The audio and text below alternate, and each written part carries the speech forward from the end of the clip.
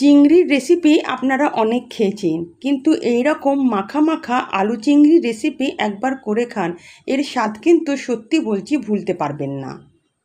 তো এই রকমই একটা মজাদার চিংড়ির রেসিপি নিয়ে আজ আমি চলে এসেছি। তো চলুন আমার কিচেনে রেসিপিটা শুরু করি। আর এই রেসিপিটা গরম গরম ভাতের সঙ্গে খেতে কিন্তু অনবদ্য লাগে। তো এখানে আমি 300 গ্রামের মতন বড় চিংড়ি নিয়ে নিয়েছি, যেটা সেই মাঝারি সাইজের চিংড়ি হয়। খুব ভালো করে এটাকে আমি কেটে ধুয়ে নিয়েছি।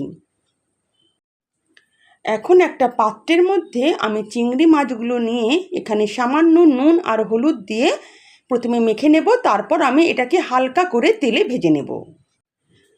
চিংড়ি কিন্তু সবসময়ই খুব হালকাভাবে ভাজতে হয়, বেশি ভাজা হয়ে গেলে কিন্তু এটা রাবারের মতন খেতে লাগে।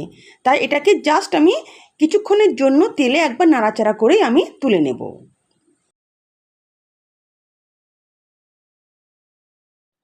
আর সঙ্গে লাগবে 3টে আলু। এখানে আমি 3টে মাঝারি সাইজের আলু নিয়ে খুব ভালো করে খোসা ছাড়িয়ে একে লম্বা লম্বা করে কেটে নিয়েছি। এখন আমি নুন হলুদ মাখিয়ে এই আলুগুলোকে কিন্তু একদম বাদামি করে ভেজে নেব।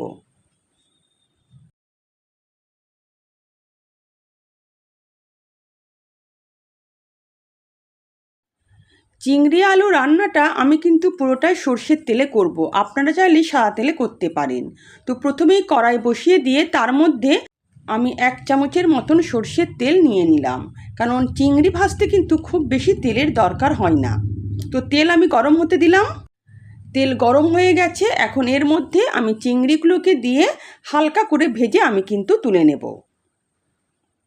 জাস্ট চিংড়ির রঙটা যখন একটু কমলা হয়ে আসবে তখনই এটা আমি তুলে নেব। 1 মিনিটের মতো নাড়াচাড়া করলেই হবে, এর থেকে বেশি ভাজার দরকার নেই। তো দেখুন চিংড়ির কালারটা চেঞ্জ হয়ে যাচ্ছে, এবার এগুলোকে আমি তেল থেকে তুলে নেব।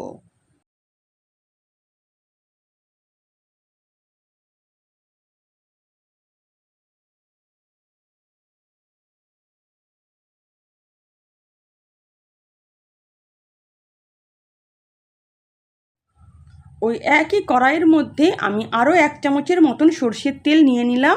এবার আমি আলুগুলোকে এখানে বাদামি করে ভেজে নেব।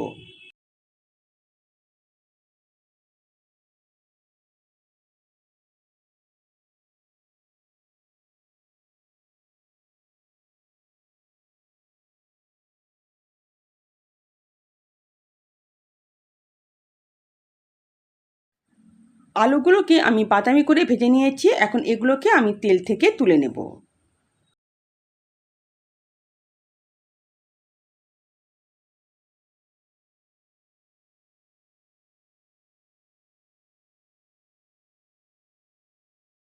তো আলু আর চিংড়িটাকে আমি বাদামি করে ভেজে নিয়ে তুলে রাখলাম। ওই একই কড়াইয়ের মধ্যে এবার আমি 1 টেবিল চামচের মতন সর্ষের তেল নিয়ে নিলাম। তেল গরম হয়ে এলে এখানে আমি 3টে মাঝারি সাইজের পেঁয়াজকে খুব সরু সরু করে কেটে রেখেছি, সেটা আমি দিয়ে দেব। এখানে কিন্তু পেঁয়াজটা একটু বেশি লাগবে। পেঁয়াজটাকে এখানে ভাজতে হবে যতক্ষণ না পেঁয়াজের রঙটা চেঞ্জ হয়ে হালকা গোলাপি হয়ে আসে। এখানে কিন্তু বাদামি করে ভাজার দরকার নেই। পেঁয়াজটা হালকা বাদামি হয়ে এসছে, এখন এর মধ্যে আমি 1 টেবিল চামচের মতন আদা রসুনের পেস্ট দিয়ে দেব। আদা রসুনটাকেও সামান্য ভেজে নেব, যাতে আদা রসুনের কাঁচা গন্ধটা চলে যায়। এরই সঙ্গে দিয়ে দেব আমি 4-5টা চেরা কাঁচা লঙ্কা। কিছুক্ষণের জন্য আদা রসুন আর কাঁচা লঙ্কাটাকেও আমি ভেজে নেব।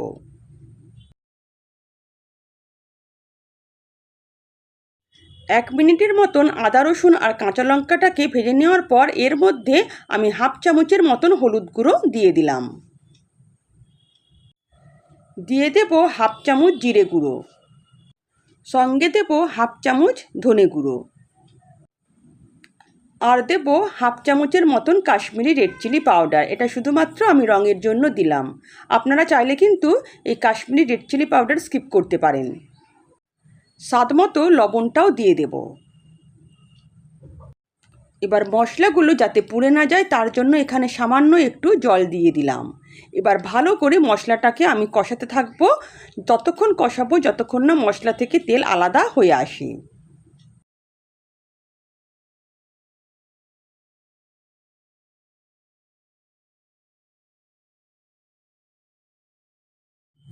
মশলাটাকে 4-5 মিনিট আমি খুব ভালো করে কষিয়ে নিয়েছি, আর দেখুন মশলা থেকে তেল কিন্তু আলাদা হয়ে আসছে।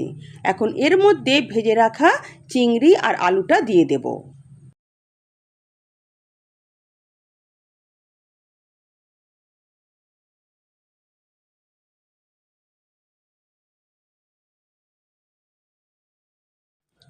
চিংড়ি আর আলুটাকে খুব ভালো করে মশলার সঙ্গে বেশ খানিকক্ষণ কষিয়ে নিতে হবে।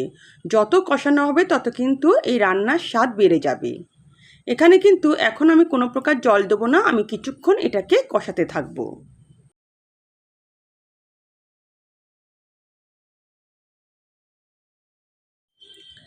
চার 5 মিনিট আমি খুব ভালো করে কষিয়ে নিয়েছি। এবার এর মধ্যে আমি সামান্য জল দেবো, কারণ রান্নাটা কিন্তু আমি এখানে মাখা মাখা করব।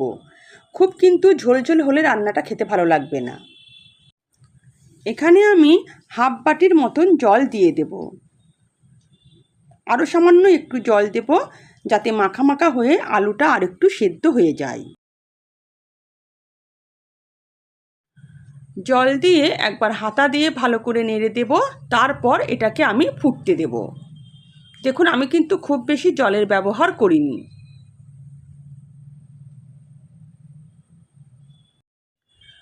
2-3 মিনিট খুব ভালো করে এটাকে আমি রান্না করে নিয়েছি, আর দেখুন যে ঝোলটা ছিল সেটাও কিন্তু পুরো শুকিয়ে গেছে, মাখা মাখা হয়ে গেছে। এবার এর মধ্যে আমি ধনেপাতা ছড়িয়ে দেব।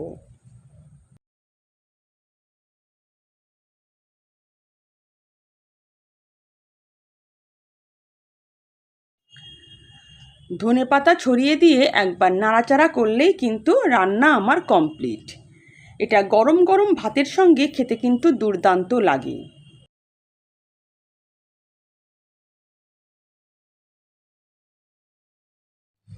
তো যদি আমার রেসিপি আপনাদের ভালো লেগে থাকে তো প্লিজ আমার চ্যানেলকে সাবস্ক্রাইব করবেন, আর পাশে থাকা বেল আইকনও প্রেস করবেন, যাতে নিত্য নতুন রান্নার নোটিফিকেশান সবার আগে আপনাদের কাছে পৌঁছে যায়।